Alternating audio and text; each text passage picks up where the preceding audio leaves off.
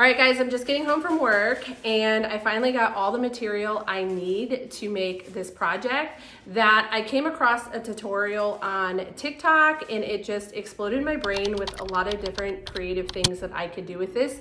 So I wanted to be sure to share this with you. Today, we're going to be doing wristlet keychains using DTF transfers. So you don't have to sew, and like I said, you could be really creative with your designs.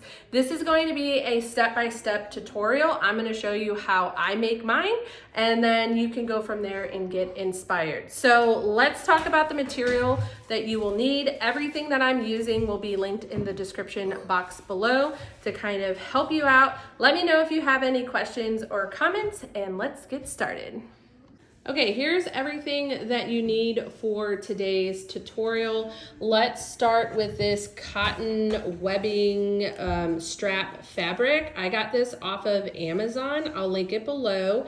This is 1.25 width. I originally ordered a 1-inch and it did not fit my hardware correctly, so I would recommend 1.25. I also got my hardware over on Amazon. It's linked below, and the kit that I got has different colors. This is obviously gold, but I think it comes with 4 different colors, and I can't remember if I purchased this separately or if it came with the kit, but this is how you close this hardware onto your wristlet. And then the next thing that you're going to need is some DTF transfers, and I'm going to show you here in a full tutorial on how you can make these in Canva, and then I'll also list the vendors that I use to order my DTF transfers. The first thing I'm going to do is cut out my DTF transfers.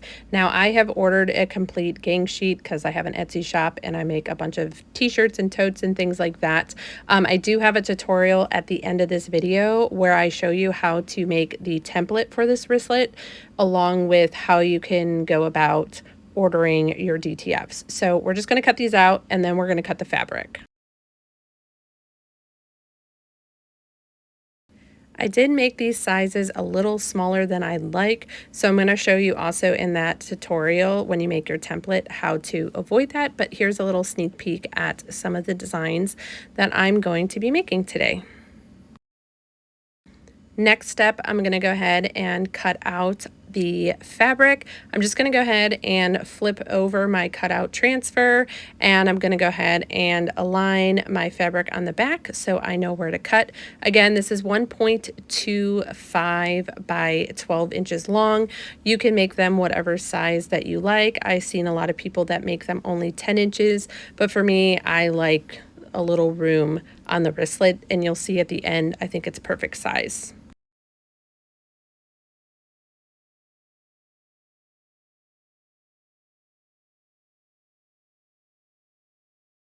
Up next, I'm going to show you how to secure your template onto your fabric using an iron. You can go ahead and skip this part if you have a heat press. I have a separate tutorial for that.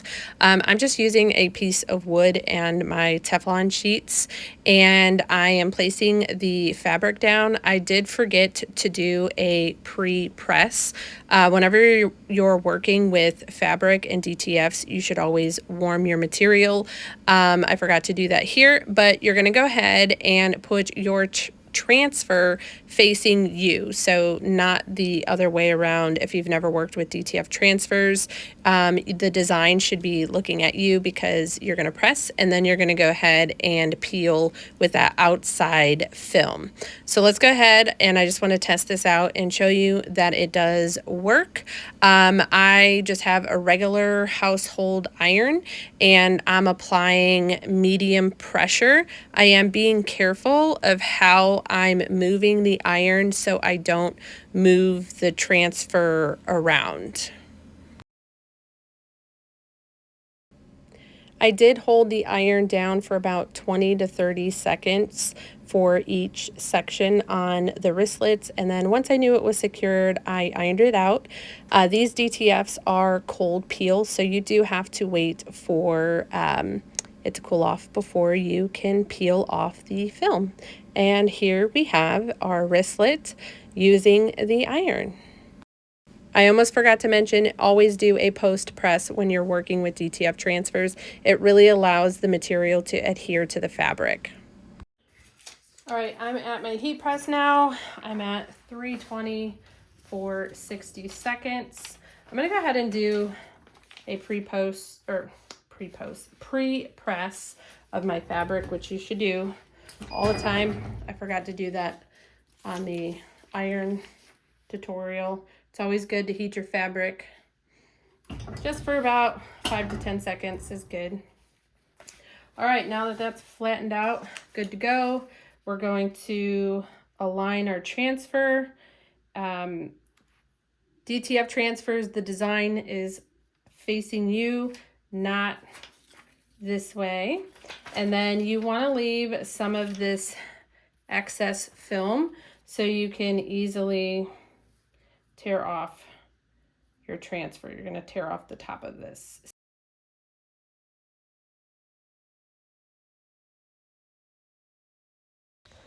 My DTFs are a cold peel, so you just have to let it cool for about 20 to 30 seconds, and then it should peel off, and it looks like this.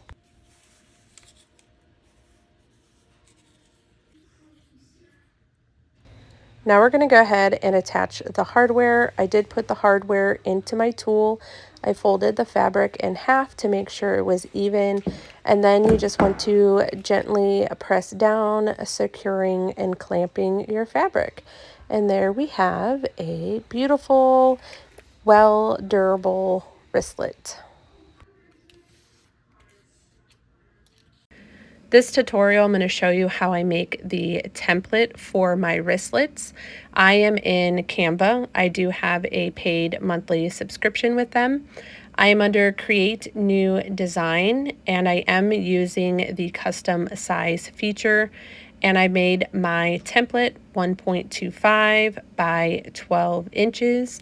You can alter that to whatever size wristlet you would like to make. I do believe you have to have the paid membership for that feature, but don't quote me. Once I have my template, I'm then going to search under Elements, Rectangle, Frame, and the frames have this like cloud background. I'm just going to choose one, and then I'm going to drag it across my template.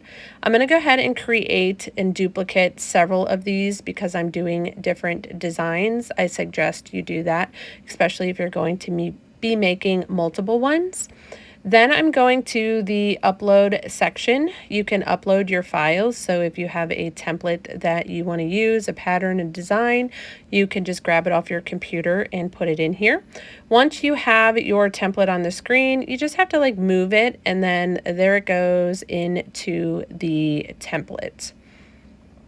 Now, I bought my seamless patterns off of Etsy. There's a lot of different places where you could get seamless patterns. You could remove the frame if you want and kind of create your own design on this template if you wanted to. And I'm just going to go ahead and grab a couple different designs here to show you how they look. Now, some of the things that happen with seamless patterns or patterns that you have is they can come up looking way too big or way too small.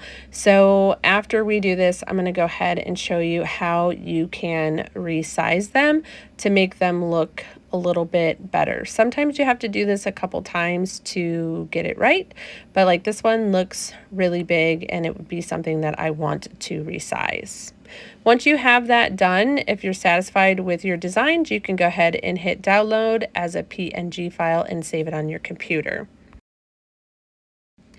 If you find that the pattern is coming up way too large on your template, you can go in and create a new design. I did a custom design. This is a 5,000 by 5,000 image. And then I'm just going to go ahead and grab my pattern, and I'm going to duplicate it and basically fill up the square. So you want to go ahead and center it and then fill up the square.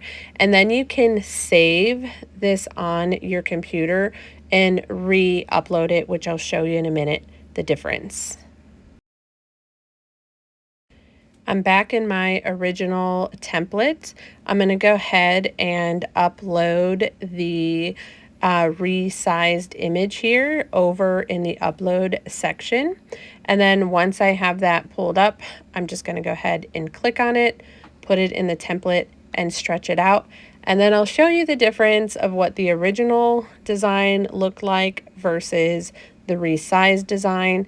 Like I said, you might have to play around with this, but you can see the cheetah prints much better in that template than you could the first template that we did. And then once again, once you're satisfied, go ahead and hit the share button, download as a PNG. This isn't the best tutorial, but I'm going to show you how I basically create a gang sheet. I'm under the website Craft Adhesive, which is where I order my current transfers, and it's pretty easy to do. You just pick the size DTF gang sheet that you want to work with. Here you can see I already have stuff uploaded on here, and you just basically upload your image and it's going to adhere to the gang sheet.